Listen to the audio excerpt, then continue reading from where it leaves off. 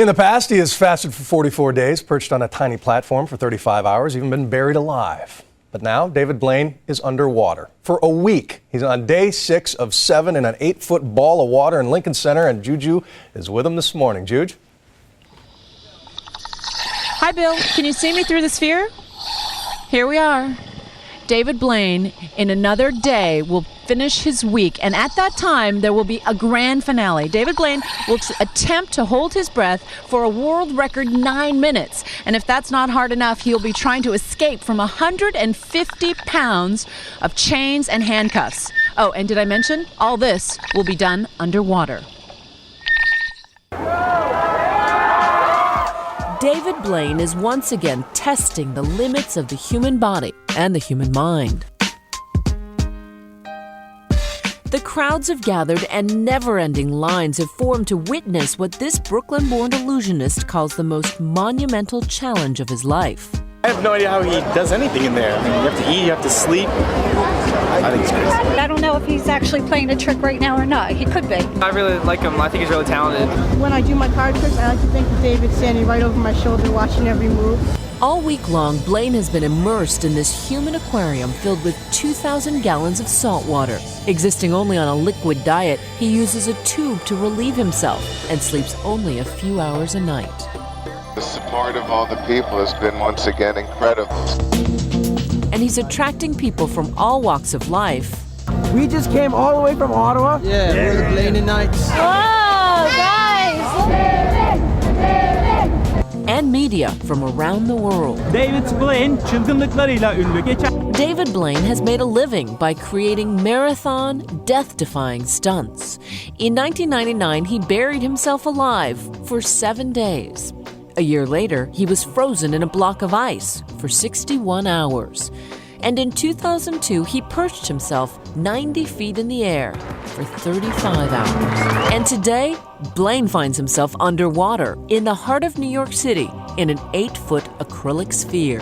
I'll either succeed or the world could watch a man drown. To prepare for the aquasphere, 33-year-old Blaine endured grueling training. 3, 2, 1. The training has been more intense than anything I've ever done. Boot camp with Navy SEALs. Snap your fingers and you'll be there. Swimming with stingrays. And acquiring the ability to hold his breath underwater. But then the idea of at the end of that, trying to hold my breath for 9 minutes, that's kind of pushing the line. That's where it is going way beyond what I can even test or prepare or try to understand. We're back out here at Lincoln Center, and we're here to talk to David Blaine. My children refer to you as the man in the bubble. You're 1 day away from finishing up. What is the overwhelming feeling right now? I think the time has started to really take its toll on my body. It started to become horrific in many, many ways. Every muscle doesn't just ache, it feels like a sharp shooting pain, like a knife being stabbed. I understand that your muscles are beginning to atrophy. Does that worry you when it comes to the escape tomorrow night? I think it worries me not just for that part, but it worries me for everything after that as well. You mean permanent damage? I don't think it's permanent, but I've never felt this kind of pain in a stunt before.